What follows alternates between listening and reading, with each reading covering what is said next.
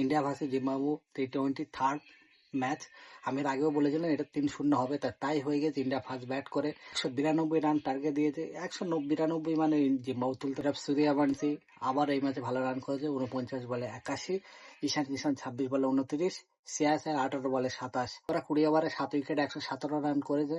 আগের ম্যাচটা যেমন 90 রানে ম্যাচ জিতেছে, এবারে 35 রানে ম্যাচ জিতে গিয়েছে। যাদব 4 ওভার বল করে 29 রান দিয়ে 3 উইকেট। এছাড়া ইয়াস ঠাকুর আগের ম্যাচে 2 উইকেট, এই ম্যাচেও 2 উইকেট। অভিষেক শর্মা এই ম্যাচে 2 ওভার বল করেছে, 18 রান, কোনো উইকেট পায়নি। সিরিজ তো 3-0 হয়ে গিয়েছে।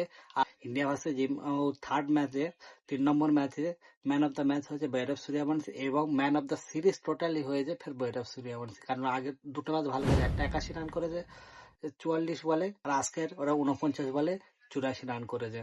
সূর্যবংশী এটা পক্ষে ভালো খেলছে। এটা তো ছোটখাটো টিম, বড় টিমের পরে ইন্ডিয়া আপাতত ইন্ডিয়া ভার্সেস জিম্বাবুতে ম্যাচটা জিতে গেছে। পরের নেক্সট ম্যাচ দেখা যাক কার সঙ্গে হবে। আমি আগে আরো ইনফরমেশন দিয়ে দেবো ভিডিওর মাধ্যমে।